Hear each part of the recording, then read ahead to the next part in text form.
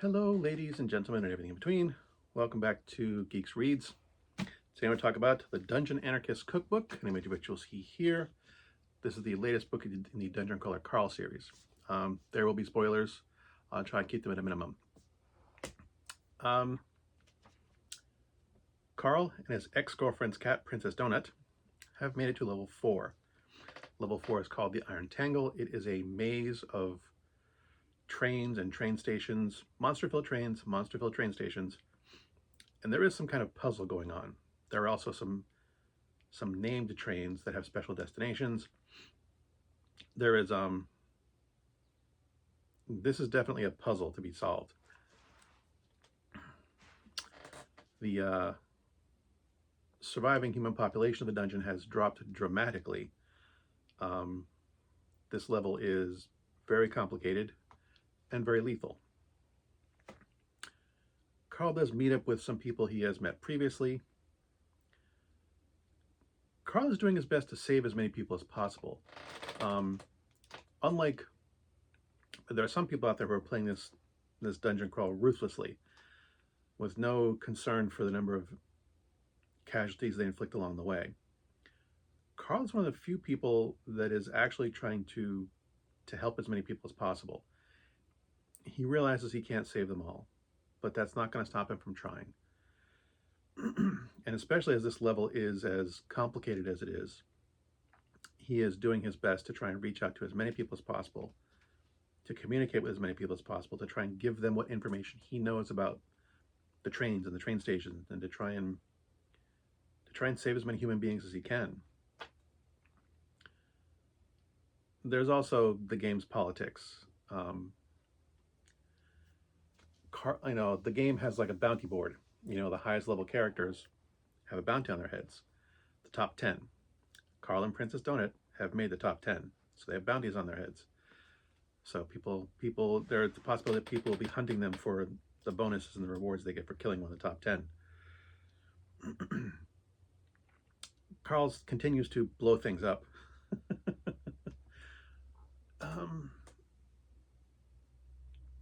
Not much of character development, really. There is a new member to their team. It was initially just Carl and Princess Donut. They kind of got someone foisted upon them from another group. It's been hinted that the leader of that group has an ulterior motive for wanting a member of their party to join Carl's team. Her class is basically she's a doppelganger. She can change shape, but she's still new at it. And she's initially a very timid individual. She doesn't like being violent, and it's surprising she's gotten this far. Probably partly because she was in a group that kind of helped her along.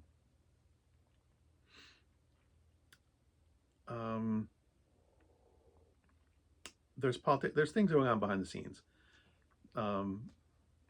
The Dungeon Crawler TV show, intergalactic TV show that this is a part of, is run by different corporations each season. This season is run by the Borant Corporation.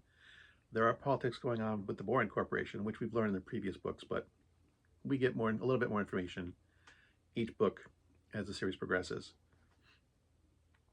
And the Borant Company appears to be in trouble. They are making changes to the game. Normally each dungeon level is open for a certain number of days. They are cutting it short, which gives the players less time to level up before advancing to the next level, which it's almost like they're trying to kill people off as quickly as possible to end the season as quickly as possible. Which is unusual, because you would think the longer the season runs, the more advertising money they would make. This is intergalactic Survivor with the entire human race as the survivors, with advanced technology looking like magic and working like magic. So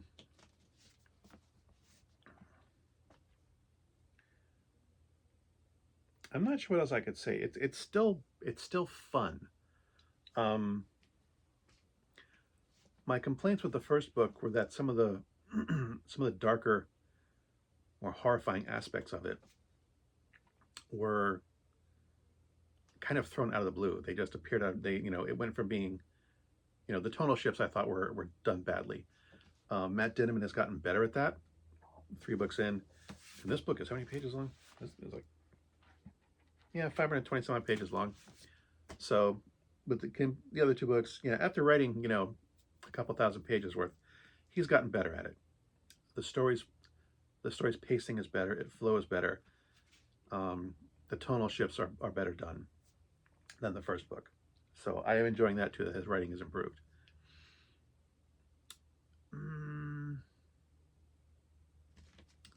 The title of this book, Dungeon Anarchist Cookbook, is actually the name of one of the prizes that Carl got.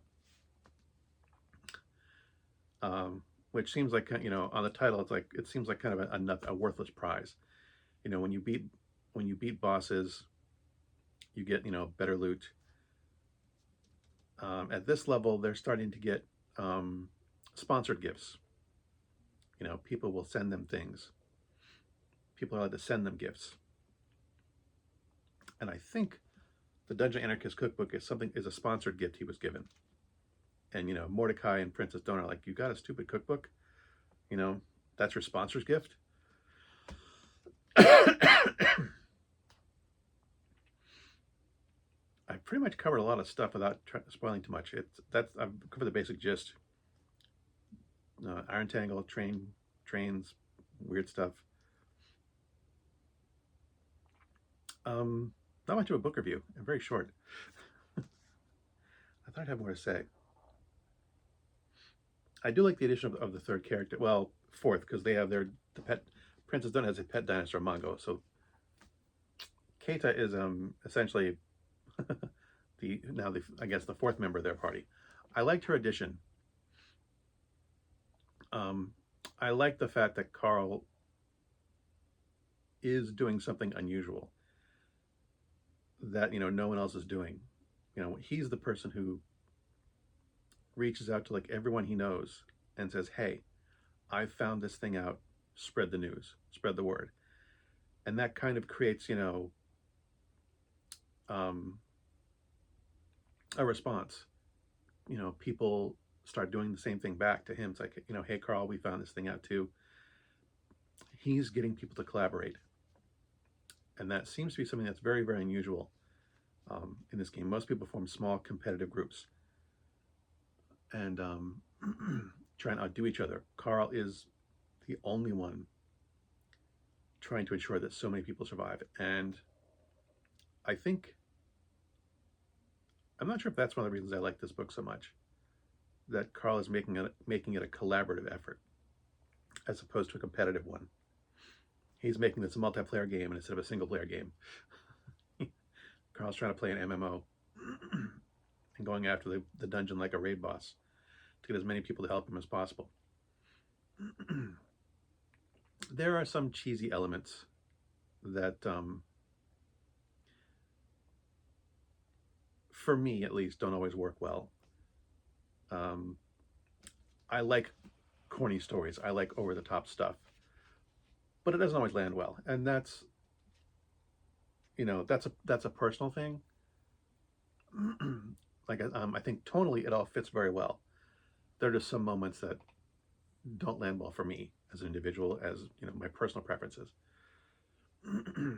Some corny over-the-top things that get done, it's like, that didn't do it for me. But overall, this is a fun book. It is a fun book series. I have the 4th book on my shelf, ready to read, ready to go. I'll burn through a couple of the books before I get back to book 4.